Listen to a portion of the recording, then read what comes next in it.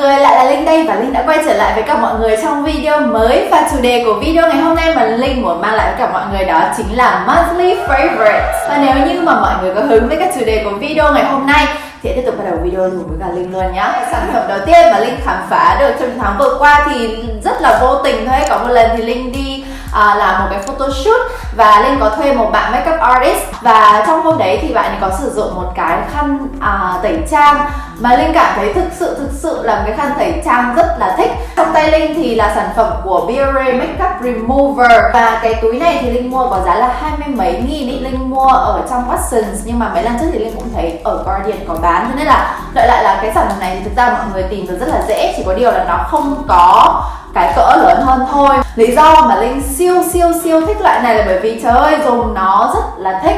Nó tẩy trang cực kỳ là đỉnh, mà cảm giác như là nó rất là đủ ẩm ở trên mặt luôn ấy. Đặc biệt là sau khi mà lau xong ấy thì thường những cái loại khăn tẩy trang khác thì nó sẽ có một cái lớp màng hay là một cái lớp phim, hay là một cái cảm giác gì đấy là mọi người kiểu như là vừa mới sử dụng khăn giấy tẩy trang trên mặt xong ấy, nó hơi có cái cảm giác zin zít hay là phim như vậy. Nhưng mà cái khăn tẩy trang này của Biore thì lại không mang cảm giác đấy cho Linh một chút nào cả. Và hôm trước khi đi mua ấy, thì Linh cũng có mua thêm thử cái loại màu xanh da trời này. Cái này là khăn tẩy trang sạch nhờn, thế nên Linh nghĩ là cái này thì nó sẽ phù hợp hơn cho những bạn nào mà thuộc loại da dầu hỗn hợp như là Linh. Cái đang trên đà mà bọn mình nói về các cái sản phẩm và tẩy trang thì tháng vừa rồi Linh cũng có một sản phẩm nước tẩy trang mà Linh thấy đang rất là thích. Đây là nước tẩy trang của Derma Action Plus. Cái sản phẩm này thì thuộc nhãn hàng Watsons, và cái này thì là sử dụng Lip and Eye Makeup Remover Perfect Clean from Normal Skin, là da thường. Cái này thì Linh được tặng, thế nên là Linh cứ dùng thôi, nhưng mà không ngờ là nó rất là thích, thế nên là Linh cũng cho luôn vào video ngày hôm nay. Cái này á thì nó có dạng như kiểu là by face ý, tức là nó nửa có dầu và nửa có nước tẩy trang kiểu dạng micellar, và khi mà mọi người dùng ấy thì mọi người phải lắc cho nó lên như này để mọi người mix hai cái loại nước này vào với nhau. Và khi mà Linh sử dụng cái này ấy, thì nó không bị nhờn ở trên da, và nó tẩy trang những cái loại mà makeup matte hay là những cái loại mascara lâu trôi cũng rất là tốt. Nhưng mà tuần vừa qua thì Linh đã phải tạm dừng không dùng cái này nữa, không phải là bởi vì nó không tốt mà là bởi vì như mọi người thấy thì Linh mới nối lại mi, và nối lại mi thì Linh không được sử dụng những cái sản phẩm này trực tiếp ở trên mắt. Nhưng mà trước mấy cái tuần đấy khi mà Linh đang kiểu không có lông mi giả ấy thì Linh sử dụng cái này rất là nhiều. Ok, bây giờ thì bọn mình sẽ nói đến một sản phẩm dành cho tóc, và cái sản phẩm này thì là một cái sản phẩm để giúp Linh bổ trợ cho tóc, đặc biệt là tóc đang bị chẻ ngọn. Cái này thì là của Moroccan Oil, có tên là Mending Infusion. Cái này thì là kem phục hồi chẻ ngọn, mọi người có thể bôi vào chân tóc, đặc biệt là giúp cho tóc chẻ ngọn được phục hồi nhanh cũng như là bớt bị chẻ ngọn hơn. Mỗi khi mà tóc của Linh ấy, Linh tắm xong á thì Linh sẽ sấy nhẹ qua, và sau đấy thì Linh sẽ bấm khoảng tầm 2 pump cái này lên tay, xong rồi Linh sẽ bôi ngay ở mấy cái chỗ chân tóc như thế này. Thì sau một thời gian Linh cảm thấy là nó cải thiện hơn khá là nhiều. Và mặc dù là Linh mới dùng được tới đây thôi, nhưng mà Linh nghĩ là cái sản phẩm này thì nó cũng rất là tốt để cho vào cái video favorites ngày hôm nay. Rồi tiếp theo thì sẽ là về makeup. Makeup trong tháng vừa qua thì có một cái loại kem nền 2M mà Linh rất là thích cũng như là sử dụng rất là nhiều. Và tháng này thì ngôi hiệu quán quân đó chính là Bobbi Brown Skin Longwear Weightless Foundation với cả độ SPF là 15, PA2 dấu cộng. Đây là một cái loại kem nền mà nó có độ che phủ rất là cao, full cover, và nó oil free shine control. Cái loại này thì nó sẽ rất là phù hợp cho những bạn nào mà da dầu, da hỗn hợp như Linh, hoặc là sử dụng chủ yếu vào cái thời tiết mùa hè nắng nóng như thế này ở mọi nơi trên đất nước. Wow, tự dưng nói như là kiểu như là dự báo thời tiết ấy. Anyway thì cái sản phẩm này Linh sử dụng, Linh thấy nó bám ở trên da cũng như là nó lâu trôi rất là tốt. Thời tiết Sài Gòn nắng nóng như thế này, nhưng mà mỗi lần mà Linh sử dụng cái Bobbi Brown này từ sáng đến tối, hầu như là da mặt của Linh ấy nó vẫn khá là đẹp giống như ban sáng, mặc dù là đôi chỗ nó hơi có kiểu bị chảy ra, ví dụ như quanh mũi này hay là quanh vùng miệng, bởi vì mình ăn uống, mình uống nước hay mình nói chuyện ấy thì chắc chắn là nó sẽ hơi bị chảy đi một chút, hay là nó hơi bị len đi một tẹo. Hầu như là Linh không cần phải touch up gì lại luôn ấy. Và cái sản phẩm này ấy, thì Linh thấy là khi mà mọi người quẹt lên da thì hầu như là Linh không cần phải sử dụng thêm phấn phủ, bởi vì là nó sẽ trở nên lì ngay lập tức. Mọi người phải tán thật là nhanh bằng Beauty Blender, bởi vì cái này thì nó trở thành dạng mask, dạng lì rất là nhanh và nó bám luôn vào da khá là nhanh. Thế nên là Linh thường là để sử dụng cái này á thì Linh bấm nó trực tiếp luôn lên cái Beauty Blender của Linh. Sau đó thì Linh sẽ đánh trực tiếp luôn trên mặt, vừa đánh vừa tán. Thì như thế cái lớp nền của Linh nó rất là đều và nó sẽ không bị cái cảm giác là khó tán. Và đó là cái tips nho nhỏ để mọi người có thể sử dụng một cách dễ dàng hơn cái này thôi. Đợt này thì Linh rất là thích mua những cái gì mà trang trí nhà cửa, những cái gì bé bé xinh xinh. Nói chung là rất là cuồng loạn về việc mua những cái đồ như vậy. Và đây là con thỏ phun sương. Linh cực kỳ thích những cái đồ trang trí quanh nhà hình con thỏ ấy, bởi vì là răng của Linh răng thỏ mà. Nhưng mà con thỏ này thì quá cute luôn đúng không mọi người? Khi mà mọi người sử dụng cái này ấy, thì phun sương nó sẽ phun ra thế này này, và nó cũng sẽ hiện lên đèn màu nữa. Thế nên là có thể sử dụng như là 2 trong 1, vừa phun sương vừa có thể sử dụng làm đèn ngủ. Cái này của Linh nghĩ thì thực ra là nó đang bị hỏng. Linh nghĩ là lần trước thì Linh vặn nó vào quá chặt, thế nên là bây giờ Linh không vặn nó ra được. Thế nên tạm thời con này Linh đang để như kiểu để trưng bày, nhưng mà bình thường thì mọi người chỉ cần vặn nhẹ một cái thôi, đổ nước vào, cũng như là cắm cái USB vào đằng sau á, là mọi người có thể sử dụng được. Bấm vào đây thì nó sẽ phun sương lên. Và thực sự là cái hạnh phúc của Linh ấy, cái niềm hứng thú của Linh nó rất là đơn giản thôi. Nhiều khi chỉ là một cái máy phun sương hình con thỏ như thế này thôi cũng có thể khiến Linh cảm thấy trở nên rất là vui khi mà Linh nhìn thấy. Đặc biệt là những khi mà mình kiểu cảm thấy hơi căng thẳng đầu óc ấy, thì Linh chỉ thích nhìn kiểu sương nó phun lên. Và Linh nghĩ là bạn nào cũng nên có một cái máy phun sương ở bên cạnh mình, dù là mọi người đang đi học hay là đi làm rồi. Ok, tiếp theo thì tại vì đang tiện nói đến máy phun sương ấy, thì Linh cũng muốn nhắc luôn tới những cái sản phẩm khác mà Linh rất là thích, và nó rất là nhỏ bé, xinh xắn thôi, nhưng mà nó cũng sẽ khiến cho mình cảm thấy rất là vui trong ngày. Đó chính là những cái lọ tinh dầu này, hay còn gọi là essential oil. Những cái lọ này thì Linh mua được ở No No. Và những cái lọ tinh dầu như thế này thì có dung tích là khoảng tầm 10ml, và Linh mua với giá là 200.000. Như mọi người biết thì Linh rất là thích những cái mùi hương mà nó thuộc trường phái kiểu citrus, là những cái mùi hương như là vỏ cam, vỏ quýt, vỏ bưởi, nói chung là những cái gì mà cam là Linh rất là thích. Thì bên này thì Linh có một cái mùi là sweet orange, hay còn gọi là cam ngọt. Cái lọ này thì cái tinh dầu nó được chiết xuất từ cam Florida, và ngày xưa thì Linh cũng đã từng được ăn cam Florida rồi. Thực sự là cam Florida nó rất là ngon, quả nó rất là to, rất là ngọt. Còn cái này thì là một cái lọ mùi hương tinh dầu bergamot, hay còn gọi là cam hương theo tiếng Việt. Cái này thì Linh thấy là ghi xuất xứ từ Pháp. Những cái lọ tinh dầu này được tạo ra để giúp cho mọi người hô hấp tốt hơn này, cũng như là tinh thần sảng khoái hơn, và giúp cho mọi người bớt stress, bớt căng thẳng hơn trong công việc. Và cái mùi hương này là những cái mùi hương mà Linh thích. Thế nên là khi mà Linh ngửi những cái mùi này thì auto là Linh sẽ relax hơn, thoải mái hơn và bớt nghĩ những cái chuyện đời hơn. Ok, tiếp theo thì bọn mình sẽ quay trở lại cả sản phẩm makeup. Cái sản phẩm này thì Linh cũng đã từng sử dụng trong một vài video vừa qua rồi, không biết mọi người có để ý không, nhưng mà đây là một cái quyển sổ trông giống như là sổ viết bài ở bên Mỹ mọi người hay sử dụng cái như kiểu quyển notebook, nhưng mà cái này thì thực ra là một quyển sách một quyển sổ mà có chứa rất là nhiều những cái màu má hồng ở bên trong. Cái này thì là của Tarte, có tên là Tartelette Blush Book thì phải, và trong này thì nó có 10 cái màu Amazonian Clay Blush khác nhau. Nói chung đây là một cái hộp palette phần má ấy. Và đây là cái quyển phần má mà Linh đã sử dụng rất là nhiều, không chỉ trong tháng 5 vừa qua mà cả mấy cái tháng vừa rồi trước đấy nữa. Linh sử dụng rất là nhiều luôn. Linh cũng muốn show cho mọi người những cái màu mà Linh hay sử dụng nhiều nhất.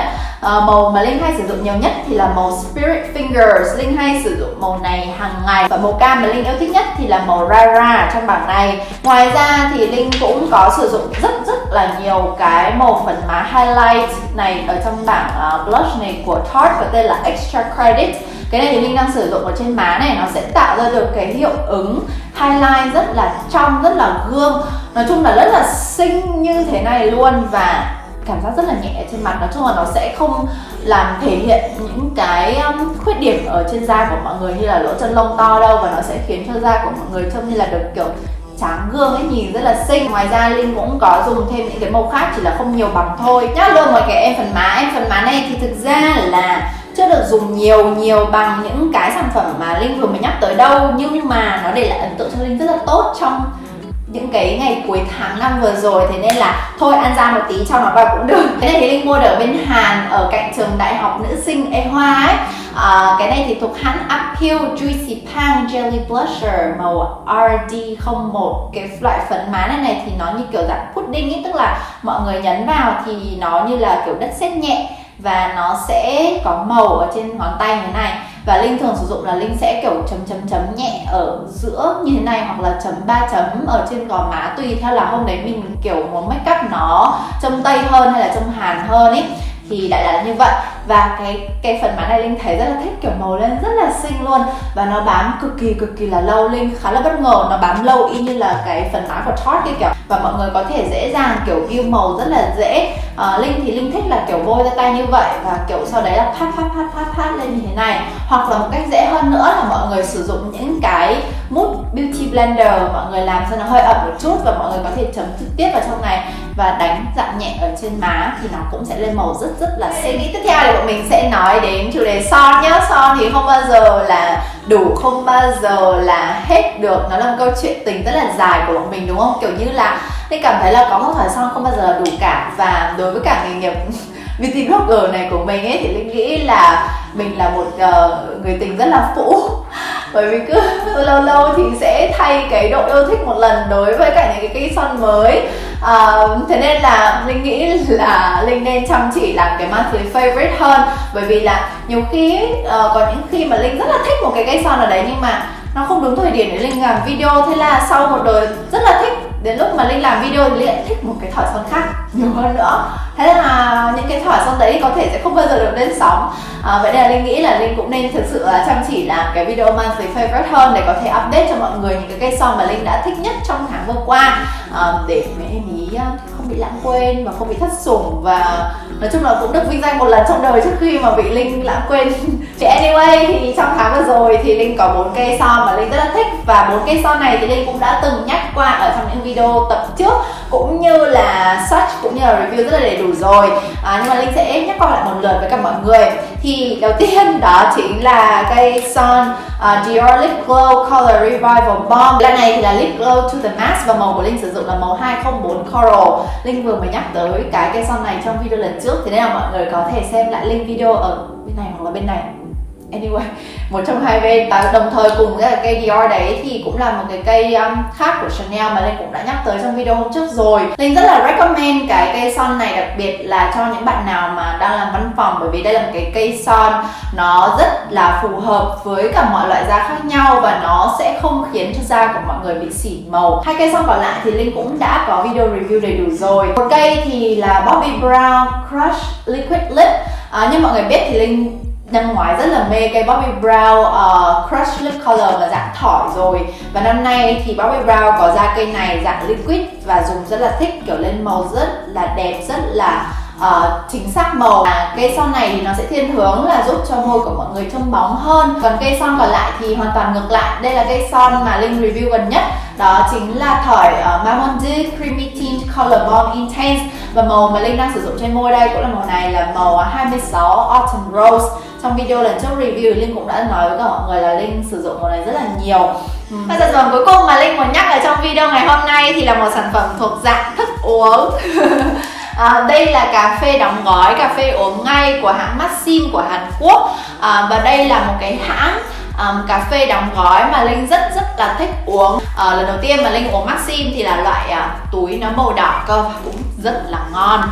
Linh thực sự là thích, và khi mà sang Hàn ấy thì Linh mua cái Maxim này, bởi vì là đợt đấy thì bọn mình thuê Airbnb và chủ nhà thì rất là nice, có chuẩn bị sẵn kiểu rất là nhiều cái gói này ở trong, và gói đấy mà họ chuẩn bị thì là màu vàng, và màu vàng thì Linh chưa bao giờ uống thử, mà sau khi uống thử xong thì Linh thấy nó quá là ngon luôn ấy, kiểu uống vị cà phê rất là nhiều. Và đây chính là cái thủ phạm mà khiến cho video của Linh nó trở nên kiểu bị hyper hơn, là nó kiểu bị điên hơn, bởi vì là nhiều khi Linh uống hai gói này là Linh sẽ có một cái nguồn năng lượng dồi dào, có thể nói liên thắng liên hồi và không cảm thấy mệt, và đôi lúc là cảm thấy kiểu bị có nhiều năng lượng quá hơn ở trong người ấy. Linh nghĩ là cái Maxim này thì là dạng mocha, và Linh uống bình thường thì mocha nó sẽ không kiểu có nhiều mùi hương vị cà phê lắm đâu, nhưng mà những cái túi cà phê này của Maxim ấy nó siêu ngon luôn ý, và nó có mùi cà phê khá là mạnh, khá là strong và đặc trưng, và nó có thể khiến cho Linh kiểu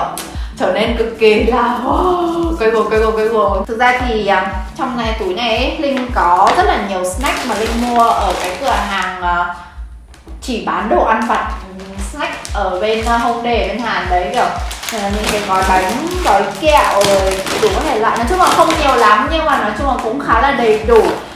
Cùng với cả cái gói Maxim này, Linh chưa có thời gian để làm video ấy, nhưng mà Linh nghĩ là Linh muốn làm một cái video kiểu funny nhẹ nhàng thôi, kiểu vừa make up vừa ăn thử những cái loại snack mà Linh mua được ở Hàn, ở trong cái cửa hàng đấy ở bên Hongdae. Thế nên mọi người, nếu như mọi người thích cái chủ đề đấy thì đừng quên comment ở phía dưới để Linh có thể làm.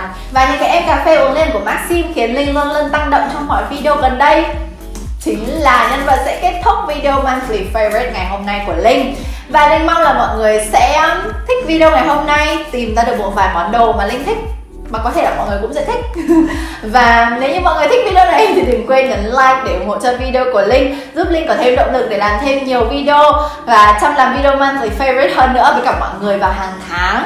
Và bây giờ thì Linh sẽ phải tạm dừng video ngày hôm nay tại đây. Hẹn gặp lại mọi người vào trong các video tiếp theo trên kênh The Makeaholics. Và cảm ơn mọi người đã dành rất là nhiều thời gian để xem video này cùng cả Linh nhé. Bye bye.